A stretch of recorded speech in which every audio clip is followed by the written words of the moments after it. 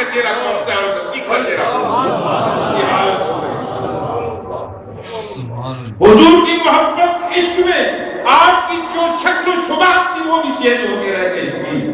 ارے دوستو حضرت خواجہ باقی باللہ رحمۃ اللہ علیہ کا واقعہ بتاتا ہوں کہ آپ ایک نانوائی کی دکان سے روٹیاں اپنے مہمانوں کے لیے لے کے آئے اور لنگر میں رقم اور پیسے نہیں تھے.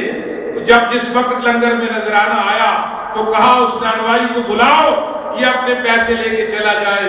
اس نے کہا ادھار اس طرح نہیں لوں گا حضرت، میرا ایک سوال ہے، اگر میرا ادھار چکانا ہے تو مجھے آپ اپنے جیسا کرتے. سبحان اللہ. تو آپ نے کہا اتنی چھوٹے اتنی بڑی بات کر دی کہ تیرے برداشت سے باہر ہوگا. اس نے کہا کہ حضرت جیسا بھی ہے میں آپ جیسا، میرا حلیہ آپ جیسا، میرا چہرہ آپ جیسا بن جائے. تو حضرت نے کہا جاؤ میرے حجرے میں جا، میں آتا ہوں. حضرت خواجہ باقی باللہ رحمۃ اللہ علیہ جس وقت اس حجرے کے اندر گئے کچھ وقت آپ نے اس کے اوپر توجہ رکھی. توجہ کے بعد خود اندر رکے اور اس نانوائی کو باہر بھیجا. جب وہ باہر آئے سارے مرید اٹھ کے کھڑے ہو گئے حضرت لیکن جس وقت آپ باہر آئے تو آپ باہر آ کے فرماتے ہیں کہ نہیں حضرت آپ کا میں ہوں باقی باللہ میں ہوں. یہ میری توجہ کا اثر ہے کہ اس نے کہا کہ اپنے جیسا کر دو، اپنے جیسا کر دیا. لیکن چند لمحے گزر گئے لیکن پھر اس کا سینہ اس کا چاک پھٹ گیا اور اس دنیا سے وہ ہمیشہ کے لیے رخصت ہو گیا. لیکن ادھر رفاقت صدیق اکبر دیکھیے، تاجدار کائنات کی توجہ میں ہے لیکن سینہ اپنے اندر اس کو ابزرو کر رہا ہے، اندر جذب کر رہا ہے. اور ہر حد و حال آنکھیں ہیں، ناک ہے اور پھر کیا ہے، اگر تبسم فرمانا ہے ہونٹ ہیں، جسم کا پورا حلیہ آقا علیہ السلام کی ذات کے حلیہ میں فنا ہو گیا. اور اسی مقام فناحیت میں علماء تو خطاب کرتے رہتے ہیں، آپ کو بتاتے رہتے ہیں، ترجمے اور تفاسیر سناتے رہتے ہیں، لیکن یہ وہ نقطہ ہے تصوف ہے. اس نقطہ تصوف میں اللہ نے یہ کہا، یہ اللہ نے کہا ہے، انسان نے نہیں کہا. ثانی اثنین اذ ہما فی الغار لا تحزن ان اللہ معنا. ثانی اثنین ایک کا دوسرا، اگر مصطفیٰ ایک ہے دوسرا صدیق اکبر ہے، اگر صدیق اکبر ایک ہے تو دوسرے مصطفیٰ کریم ہے، تیسرا مولا کی ذات ہے. اللہ نے ثانی اثنین کر کے صدیق اور مصطفیٰ کو ایک ہی جملے میں ڈال کے رکھ دیا اور توجہ رسول نے ان کو اپنا جیسی حیت پہ چل کر رکھ دیا.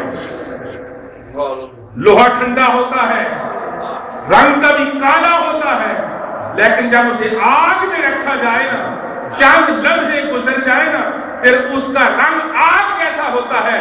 جتنا کوئلہ چلاتا ہے اتنا ہی پھر وہ لوہا بھی چلاتا ہے. یہ اس کی توجہ کا، اس کے اندر فنا ہونے کا اثر، یہ وہ مقام ہے. یہی وجہ تھی کہ اگر صدیق اکبر کی ذات کو اگر تکتا تو حضور علیہ السلام یہ آتا ہے. آپ کا ہر انداز، آپ کے اندر وہ ساری جمالت جو مصطفیٰ کریم کی ذات کے اندر تھی، وہ ساری کی ساری حضور نے اپنی توجہ سے صدیق اکبر پہ بھر کے رکھ دیا. وہ ساری جمالت آپ کے اندر تھی. اسی لیے ان کو کہا جاتا ہے صدیق اکبر، سب سے بڑا تصدیق کرنے والا، وحدانیت کو سب سے بڑا تصدیق کرنے والا مصطفیٰ کی ذات ہے، اور رسالت کی سب سے بڑی تصدیق صدیق اکبر کی ذات ہے. یہ ہے ثانی اثنین اذ ہما فی الغار. تو حضرات عزیز وقار وہاں پہ وہ کیا کرتے رہے؟ ابھی یہاں پہ میں نے نعرے سنے، چہرہ والضحا مرحبا مرحبا. ارے وہ صدیق اکبر رفاقت رسول میں غار ثور کے اندر بس یہی کرتے رہے، چہرہ والضحا کو تکتے رہے اور درود پڑھتے رہے، سلام کرتے رہے، بس یہی تو کرتے رہے اور کیا کرتے. اور والضحا والے مکھڑے نے آپ کے مکھڑے کی بھی حیت بدل کے رکھ دی، اتنی بدل کے رکھ دی کہ اتنی بدل کے رکھ دی کہ جب دنیا سے رخصت ہونے کا وقت آیا تو آپ کی چارپائی کو اٹھا کے جنازے کے بعد پائے مصطفیٰ میں جا کے رکھا گیا، اور حضور کے حجرہ مبارک کا جو دروازہ تھا اس کی کنڈلی بھی بند پڑی تھی.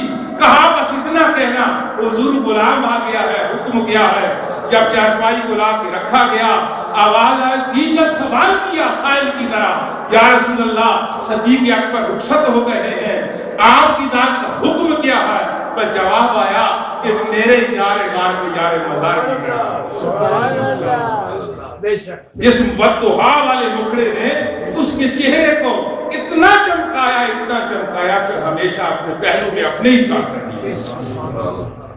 یہ رفاقت رسول ہے، یہ محبت رسول ہے، یہ عشق رسول ہے، یہ درود و سلام کا اثر ہے۔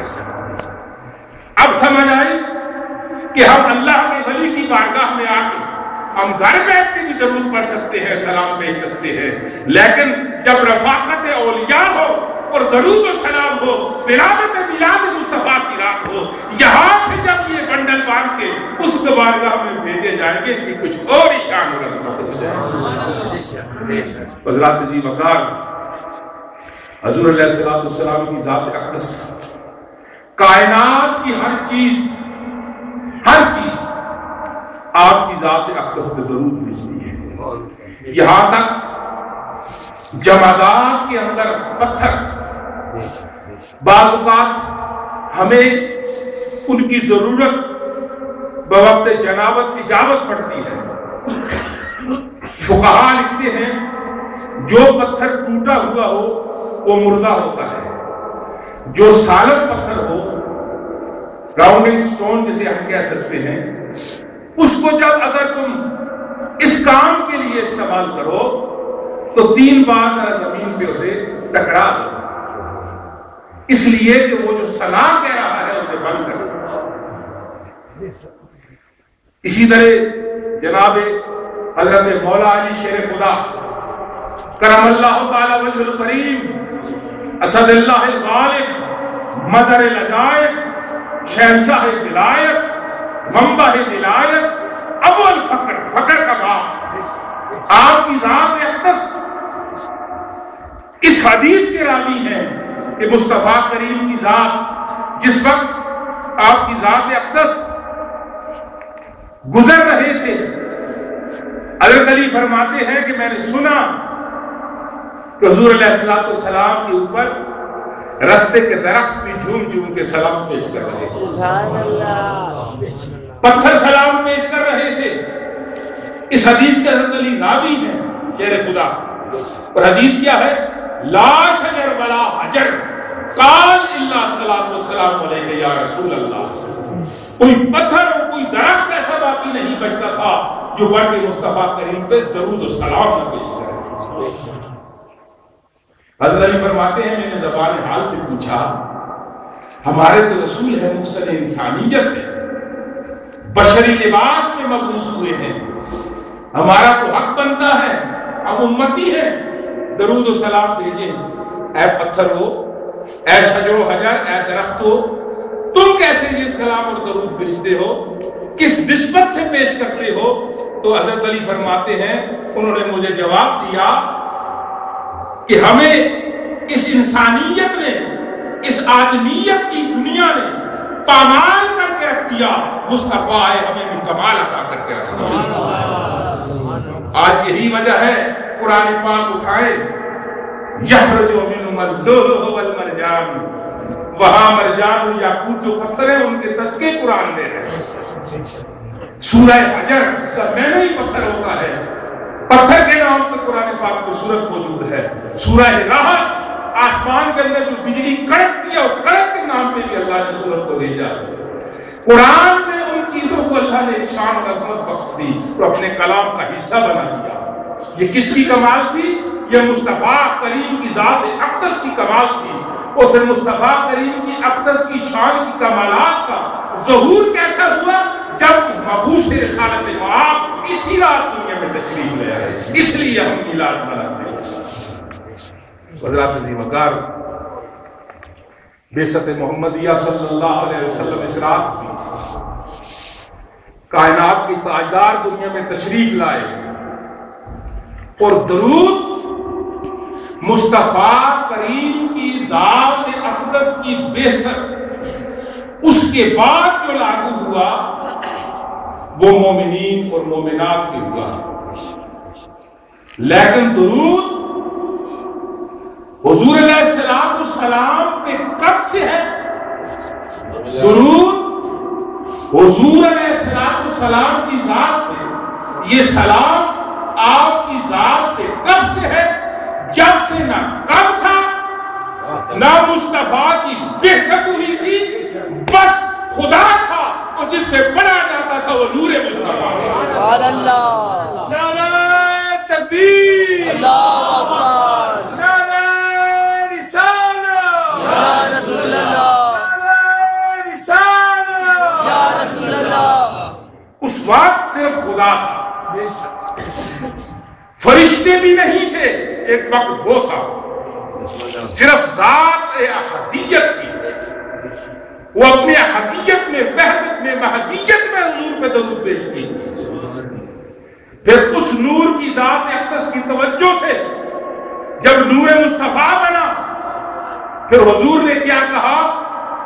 انا من نور اللہ والخلق کلہم من نوری، کہ میری نور سے پھر کائنات کی ہر چیز بنی، فرشتے بنے۔ اب جس کے نور سے آگے بنائے جائیں باقی اشیاء کو، تو پھر جس کے نور سے ذروں سے وہ بنے، حق بنتا ہے کہ اس حقیقی نور پہ درود بھیجا جائے اور سلام بھیجا جائے، کہ اسی کی ذرات پوری کائنات میں بکھرے ہوئے اشکال اور نقوش کی صورت میں سامنے چلے جا رہے ہیں۔ تو عرض کر رہا تھا کہ اللہ اس وقت سے درود حضور پہ پڑھ رہا ہے جب سے وہ اللہ ہے، فرشتے اس وقت سے درود بھیج رہے ہیں جب ان کو اللہ نے اپنے نور سے بنایا،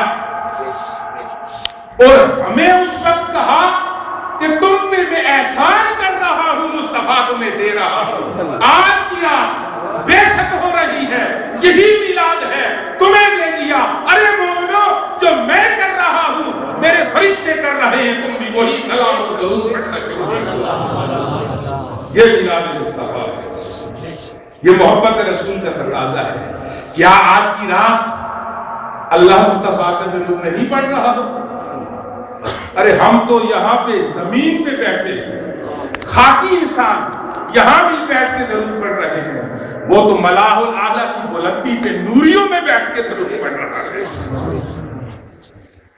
اس کا تو کام کیا ہے؟ اللہ کا سارے کام فرشتوں کو سونپ دیے، زمین پہ جو اللہ نے اپنے برگزیدہ بندے بنائے ان کو سونپ دیے، اور اس نے پھر کیا کیا؟ پھر اسی جگہ لے کے آؤں گا، ایک اور نقطہ ڈکلیئر کرتا ہوں۔ پھر وہ کیا کرتا ہے؟ وہ اس طرح درود نہیں پڑھتا، اس کی قدرت کی آنکھیں ہیں، یہ آنکھیں نہیں ہیں، اس کے قدرت کے ہاتھ، تبارک الذی بیدہ الملک وہو علی کل شیء قدیر، اس کی قدرت کے ہاتھ ہیں جن سے وہ کام کرتا ہے۔ اب وہ کیسے درود پڑھتا ہے؟ ہمارے پڑھنے میں اس کے پڑھنے میں بہت بڑا فرق